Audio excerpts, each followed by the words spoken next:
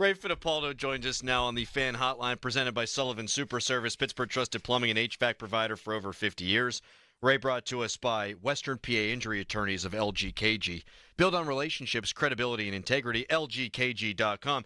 Ray, last week we asked you if you watched Hard Knocks, and you basically spit in our face. So did you happen to catch episode 2? Did you go back and watch episode 1? I did not, but I've seen all the pertinent clips on the air. I saw the stuff with Joey and Mike yesterday, and then Mike and George this morning. So nothing too crazy, I don't think. No, definitely not. Although we did get confirmation about what happened with George Pickens. They referenced that. They were in the meeting room on Friday talking about, all right, everyone in this room, you could have to step up because we might not have George on Sunday. My question for you, Ray, is listening to Tomlin give the timeline yesterday, why did they wait until after the game to give him the MRI, George Pickens? Do we know for certain that they did? Because I know we're taking Mike at his word. We are. He said we got the MRI post-game, but that was reported pretty fast after the game that, what was going on there. So I don't know if Mike misspoke or maybe he's trying to, paint a different picture with his words. But word got out pretty quick, the severity of that injury after the game. So, it's possible he had an MRI right after the game and, people found out about it right after the game. But I kind of doubt that timeline a little bit. Can Russ elevate everybody else? If you're without George, let's anticipate he's going to be out for the next 3 games. From what you've seen, can Russ elevate this team to win some football games here in this next 3 games? So I think Russ is really good distributing the ball to everyone on that offense. But if you're asking, can he elevate Mike Williams to be, a near facsimile of George Pickens? I don't think so. And what I mean by that is, like George Pickens light. I don't know if he can do that. Can he elevate Pat Freiermuth to be a guy who goes for 6 and 110?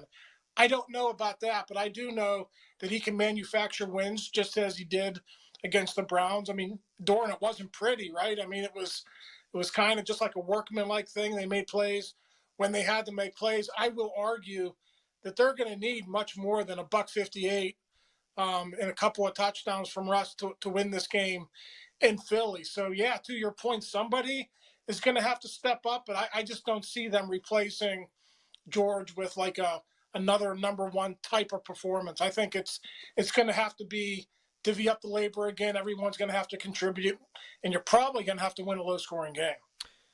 Ray, do you think he's going to miss all these games, these 3 games coming up here, Pickens?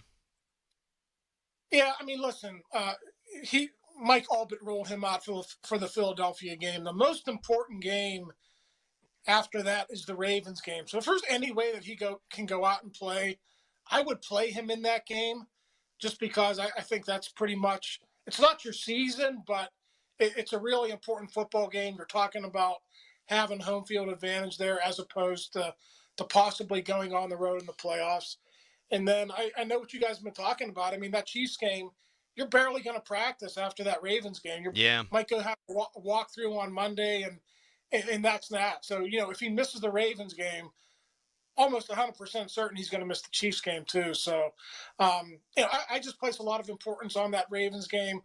I know we can get into talking about seeding. I mean, guys, I think Buffalo is the best team in the AFC. And if you're stuck in that 2-3 bracket, if the Chiefs hold on to the 1 seed, if you're stuck in that 2-3, I think it's a more difficult road to get to the AFC Championship game. So, you hate to go on the road in the playoffs, but 4-5 game wouldn't be the worst thing if that happens. That's all I'm saying. I know we're looking a little bit too far ahead, but that's something to keep an eye on, I think, as we go down the home stretch here and the Steelers possibly absorb a loss or 2. Ray, do you believe in historical trends like the Steelers haven't won in Philly since 1965? Like, do you believe in that stuff? Oh, I lived through the Flyers Penguins jinx thing when that was right growing up, man, and that was real. I mean, the Penguins got beat up, and even when the Penguins got good, like that jinx kind of like stayed for a few years until they finally broke. I think they broke it like in '89 or something like that.